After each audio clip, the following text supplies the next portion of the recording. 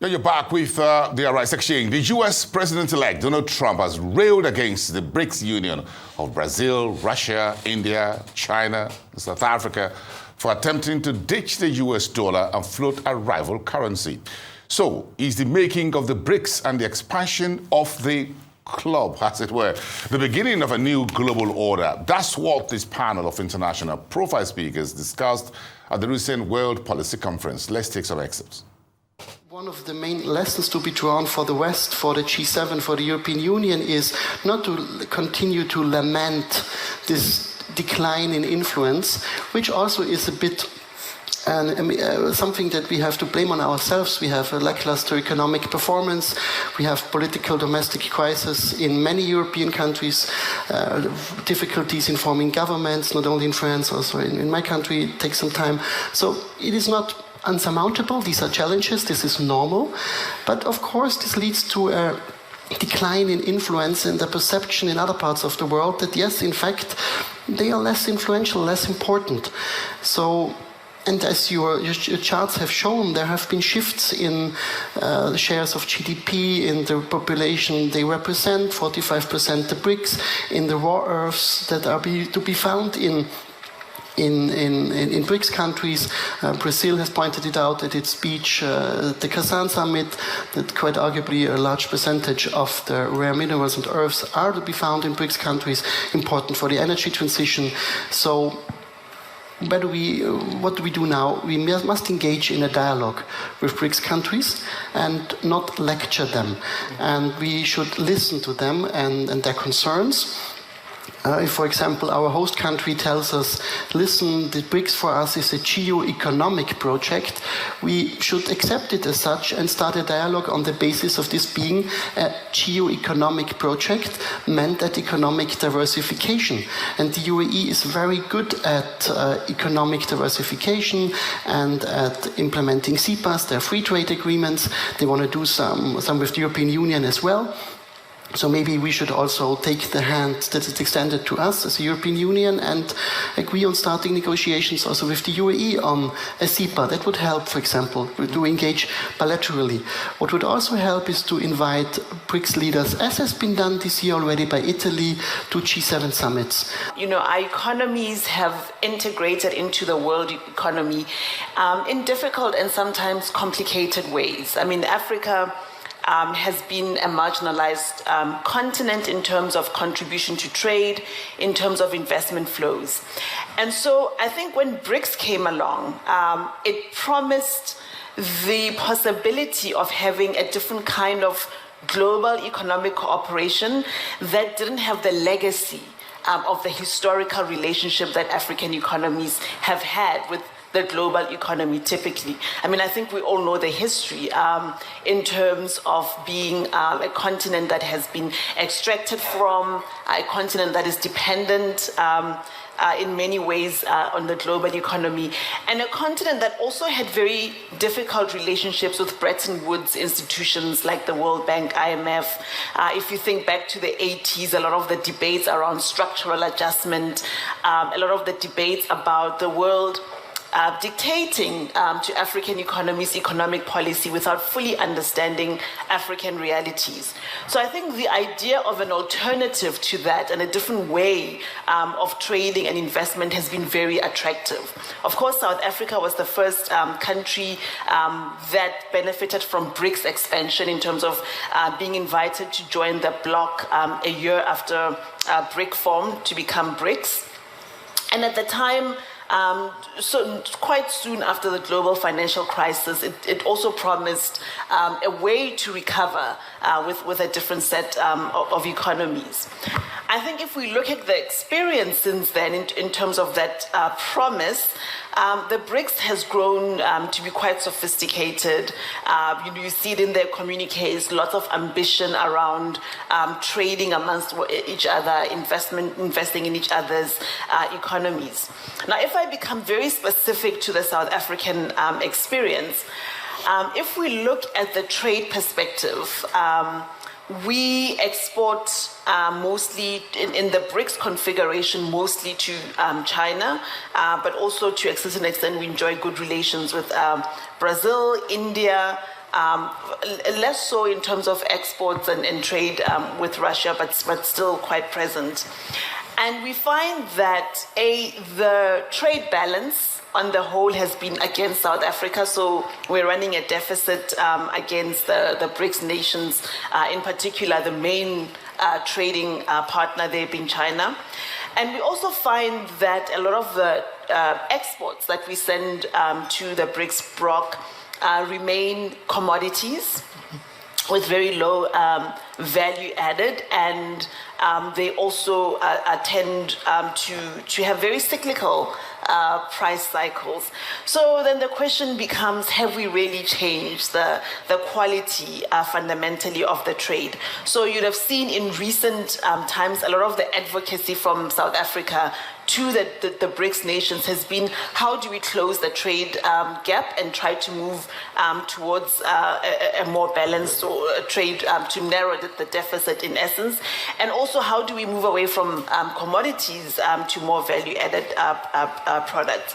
So in a sense, I can say that in terms of providing options, the BRICS has been very important, but when it comes to some of the fundamental structural changes that we want to see in the way Africa engages with the rest of the world, that is still very much a work in progress. They should be seen as complementary, as Trudy was saying, and this is particularly more true for Brazil, a country which pursues equidistance in terms of foreign policy.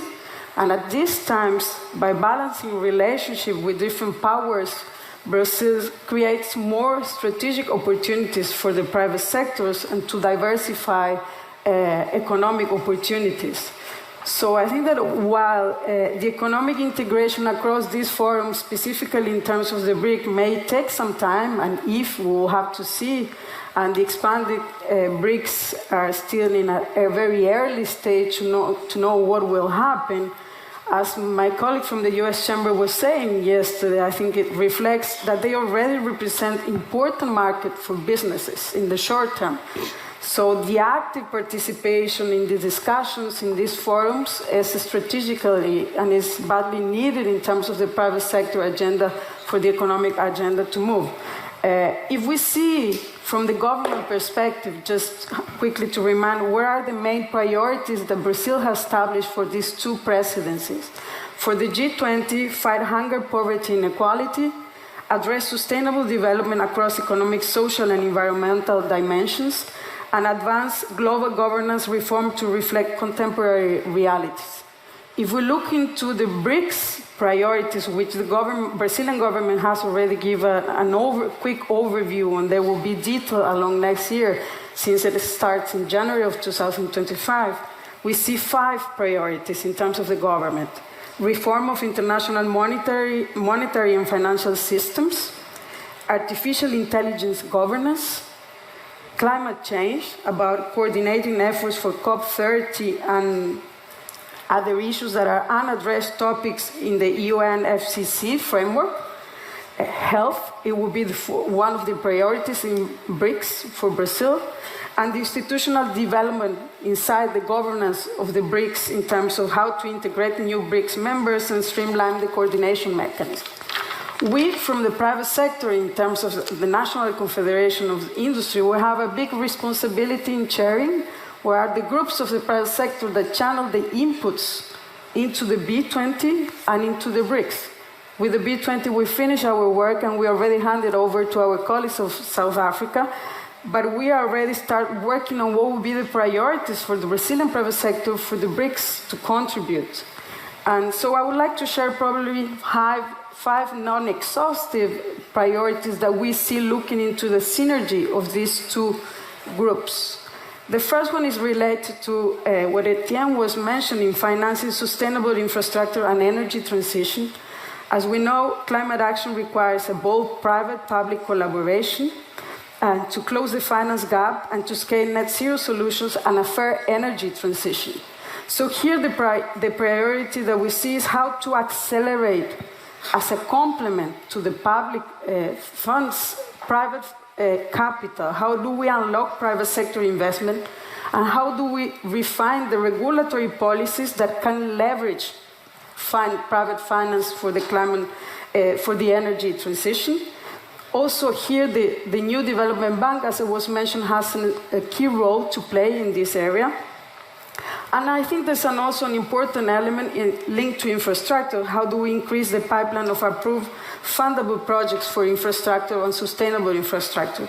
We have already heard, I think both Trudy and Constanza alluded to the NDP, the New Development Bank, some people call it the BRICS Bank. So from your unique also research vantage point, how do you see NDB in this new development? What will be its impact and its future role? It was established 10 years ago, a headquarters in Shanghai, my hometown. It was located in very nice modern building, which was donated by Shanghai municipal government. Its required equity is 100 billion US dollar, while initial capital is 50 billion US dollars. By the end of November last year, they approved the loan more than 35 billion US dollars. Among them, 7.2 billion in their own currencies. Total together, the project is almost 100 projects approved. These investments focus in clean energy, transportation infrastructure, water and health facilities, environment protection. The president, the NDB, very interesting, is taken in rotation as an order with first India, Brazil, Russia, South Africa, and China. Oh, by the way, the equity is equally among 5 initial members. So the interesting why India is the first one, why China is the last one. I was taught because headquarters located in China, so China have to put the last one to become the president. Currently, the president of New Development Bank is former Brazil President, Ms. Basif. Its end of its tenure should be end of next year. The interestingly, next term is Russia. I was taught finally Russia made a decision. They let Ms. Basif do one more tenure in order to avoid the awkward situation for NTB. That's very interesting.